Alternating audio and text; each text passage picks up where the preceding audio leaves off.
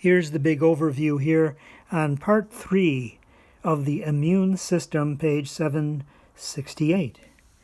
And they always provide us with some naughty traumatic event.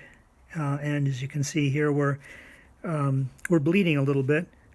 And the topic here begins with tissue injury. What could possibly go wrong or go on, or help resolve tissue injury? And what sets the stage for what they're calling down here at the very bottom, healing, which I feel is a little bit too, how would I say, cookie cutter religious of a term for us. So I'm going to actually call it reprogramming, okay, which is to say we're going to remodel and repair the tissue that became injured. And we're going to follow, basically, the human body starts with one cell and multiplies rapidly into something the size of a 40 or 50 trillion cell item. You know, babies turn into Arnold Schwarzenegger. So, you know, you have to proceed with a sense of wonder and awe. And so the programming, I would say, is very, very strong in the body. And you interrupt the programming, it nevertheless is very gyroscopic. I like to use the sense of gyroscopicness in all of this because it just keeps right on rolling. And the reprogramming happens basically as it's supposed to occur because all of those 40 to 50 trillion cells have the genetic code for the program that we're engaged in. So what's going to happen here? Here's the legend right here. We have the initial stimulus, the physiological response, the signs of inflammation, and then the ultimate result. Okay, so coming down each of these little columns here, we have the release of inflammatory chemicals, histamines, complement, which we have yet to study.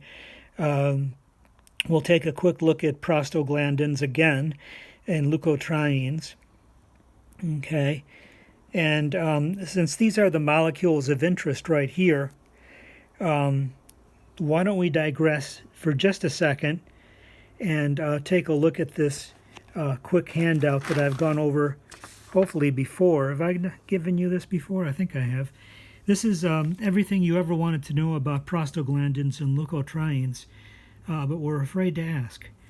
Okay, I think we took a look at this in the chapter on the endocrine system, so you might want to go back there for a moment.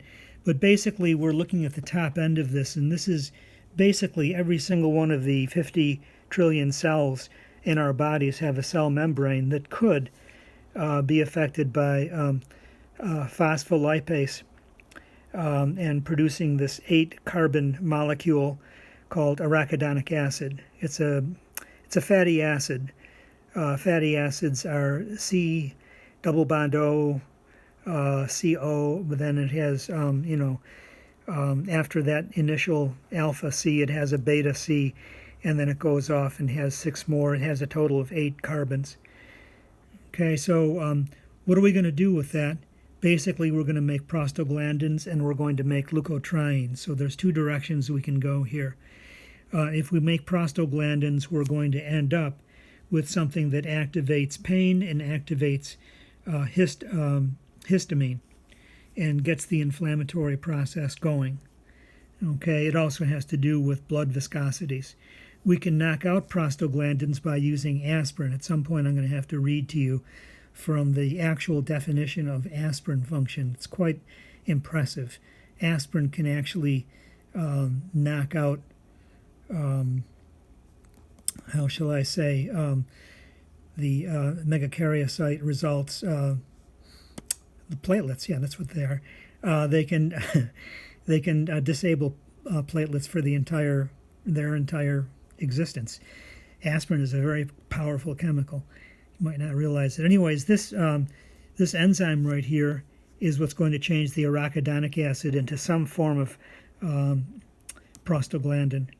And we have this initial enzyme here called cyclooxygenase, abbreviated COX. And so these are called COX inhibitors. Aspirin is a COX inhibitor. And then who else is? Ibuprofen is a COX inhibitor, right? So there's a number of COX inhibitors that both reduce pain and sometimes one is better at pain and others are better at, how would I say, the inflammatory response. Okay, so then over here on this side, there are a couple of complement proteins called C3A, C5A. We'll learn about those momentarily, and we'll come back here. But leukotrienes are the interesting functional molecules that bring us the experience of things like asthma, as well as anaphylaxis for that matter. So there are molecules that are literally thousands of times more powerful than histamine, which is profound. Like a single bee sting can actually kill a child. So these are things that need to be set up. They need to be activated by complement in order to be at their maximum. But nevertheless, even the most simple things like a very simple asthma event can be the result of leukotrienes here. So we'll talk about that from time to time. Emmanuel Ravici is a great Italian MD physician who I got to meet when he was 94 years old in 1988 at a talk in UCSF. It was very exciting. The man was opinionated beyond. He made Trump look like an easygoing guy. Dr. Ravici had opinions. At any rate, he's the great master of all of this, and established all of this in the 1930s, way back at the Louis Pasteur Institute in Paris. And it was a great honor to experience him and his presence. Moving right along now, here are those molecules of interest. There's prostaglandins, there's kinins, there's complement here, there's histamine here. They're doing their little number. Coming over on this side, we have the arterioles that are dilating. We get transitation of, not transitation yet. This is actually just the dilation of arterioles and capillaries. And we're moving, what are we moving in? We're moving in blood, so redness, and we're moving in heat because blood carries the specific heat of the body. Okay? So we're going to get an increase locally in temperature. Okay, if it's a systemic thing, then the entire body is experiencing fever. Coming down this aisle right here in the program, we have increased capillary permeability, and this is where we get our transitation of fluid. We're leaking out the protein-rich fluid. There's going to be swelling because we're sequestering a particular area of the body, and through that sequestering, we're having a lack of flow through, and thus pain. Pain is a representation of no flow, stasis. So we have temporary impairment of function, and that's the point of this, is we want you to stop while we fix the problem. Get out of the car, stay home, go to sleep, stay in bed, whatever. Okay, coming down over here, it says attracts. We're going to be having chemotaxis, which is the barbecue sauce. So we have opsonization. Over here we have leaked clotting proteins.